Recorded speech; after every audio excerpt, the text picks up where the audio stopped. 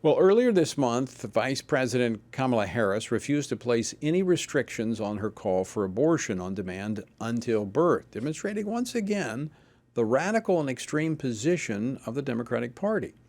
Now, President Trump yesterday called out the Democrats for their extreme position. The radical people on this are really the people, the Democrats, that say after 5 months, 6 months, 7 months, 8 months, 9 months, and even after birth, you're allowed to terminate the baby. Democrats aren't saying that. I just have to. Democrats are not saying that. Well, joining me now to discuss this and much more, Marjorie Dannenfelser, president of the Susan B. Anthony Pro-Life America. Marjorie, welcome back to Washington Watch. Great to see you. Tony. So isn't that exactly what former Virginia Governor Ralph Northam said, abortion up until birth and beyond? I want to play this clip because, you know, the press likes to kind of sweep stuff from the past under the rug. Play clip 11. If a mother is in labor, I can tell you exactly what would happen.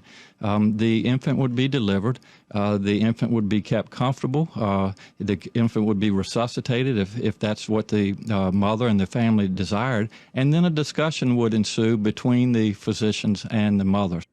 Now that's a baby that survives an abortion. Isn't that abortion after birth? Indeed it is. And in fact, the Senate bill that Democrats and Kamala Harris and Biden support makes it very clear that the child itself has no rights.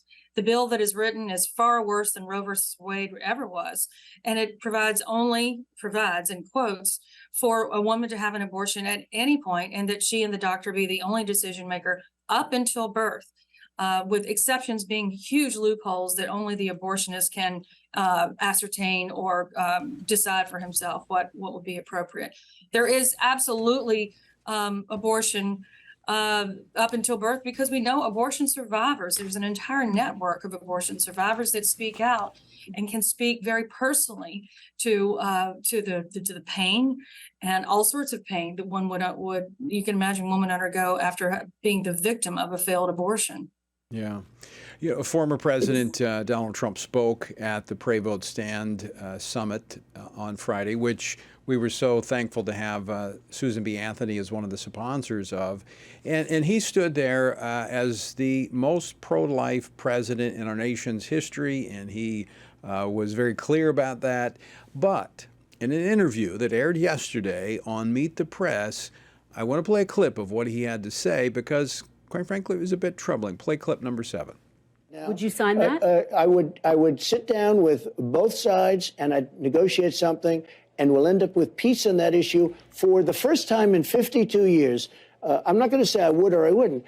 I mean, DeSantis is willing to sign a 5-week and 6-week ban. Would you support that? You think that I think what he did is a terrible thing and a terrible mistake. Your response, Marjorie? My response is that each child that lives because the line was drawn at heartbeat in Florida is a gift to this world that can never be replaced. It, of course, is not a terrible thing. It's an awesomely wonderful thing that this governor signed that bill and actually agreed to the will of Floridians, which is how this is supposed to work now.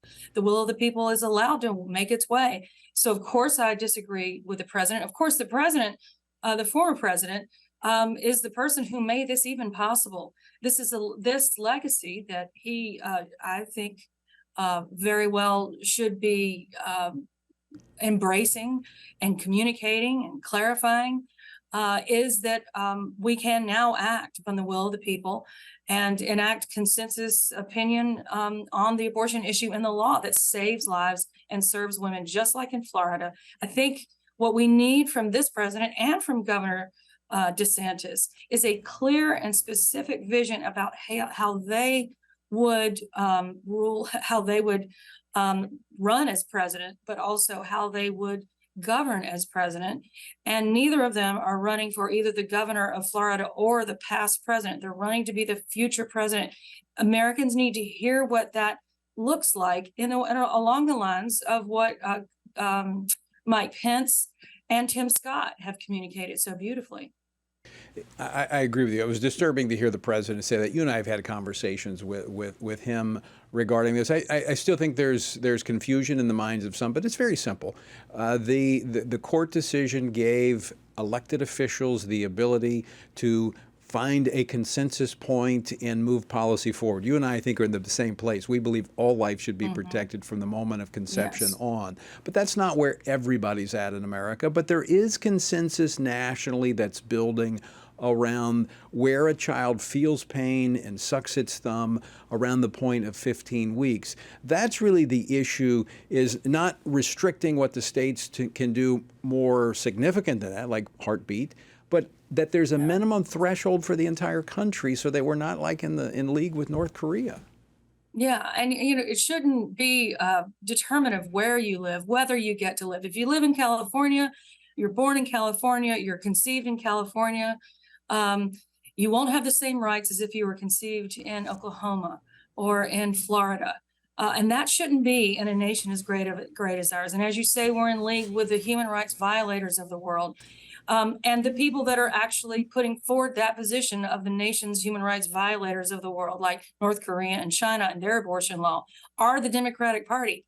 They are not in line with most of the country. They simply aren't, because they are not. They're for abortion rights, so-called, up until birth. And when you contrast that with 12 weeks, 6 weeks, 15 weeks, you win every single time, because you're standing with a much larger crowd of people.